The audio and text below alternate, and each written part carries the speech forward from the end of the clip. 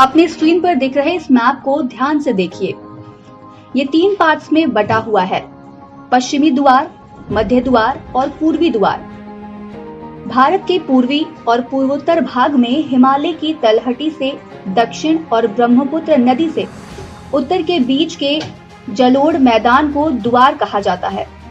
ये उत्तर दक्षिण दिशा में लगभग 30 किलोमीटर चौड़ा और पश्चिम पूर्व दिशा में पश्चिम बंगाल में तिस्ता नदी से लेकर असम में धनसिरी नदी तक 350 किलोमीटर लंबा है। इसका अधिकांश भाग उत्तर में भूटान से सटा हुआ है। नेपाली, असमिया, मैथिली, भोजपुरी, मगही और बंगाली भाषाओं में द्वार का अर्थ दरवाजा होता है और ये क्षेत्र भारत से भूटान के लिए प्रवेश द्वार के रूप में इस्तेमाल किया जाता है। ये संस्कृत के द्वार शब्द का रूप है। आज इस क्षेत्र के बारे में बात करने की वजह ये है कि साल 2024 में इस द्वार क्षेत्र में चाय उत्पादन के 150 साल पूरे हो रहे हैं। दार्जिलिंग में चाय बागान स्थापित होने के कुछ दशकों बाद 1874 में इस क्षेत्र में पहला चाय बागान स्थापित किया गया था। इस इलाके की खासियतों पर बात करें तो ये कुछ इस तरह है। सबसे पहले विभिन्न प्रकार के वन।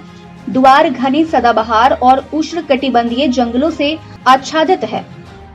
समृद्ध जैव विविधता। ये क्षेत्र विभिन्न प्रकार के वनस्पतियों और जीवों का घर है, जिसमें हाथी, बाघ, गेंडे, हिरण, बंदर, पक्षी और सरीसृप शामिल हैं।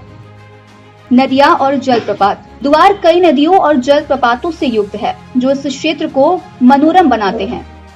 चाय के बागान। द्वार दार्जिलिंग और असम चाय के लिए प्रसिद्ध चाय के बागानों का भी घर है। सांस्कृतिक विविधता। द्वार विभिन्न संस्कृतियों का मिश्रण है, जिसमें आदिवासी, नेपाली और बंगाली समुदाय शामिल है। पर्यटन। द्वार अपनी प्राकृतिक सुंदरता और समृद्ध जैव विविधता के कारण पर्यटकों के लिए एक लोकप्रिय गंतव्य है। यहाँ अनेक राष्ट्रीय उद्यान और वन्यजीव अभयारण्य हैं, जैसे कि जलदापा राष्ट्रीय उद्यान, गोरुमारा राष्ट्रीय उद्यान, बक्सा राष्ट्रीय उद्यान और कटोनिया वन्यजीव अभयारण्य। तो बस आज कार्यक्रम में इतना ही। हम फिर मिलेंगे कुछ नई जानकारी के साथ। तब तक के लिए हमें दीजिए इजाजत। नमस्कार।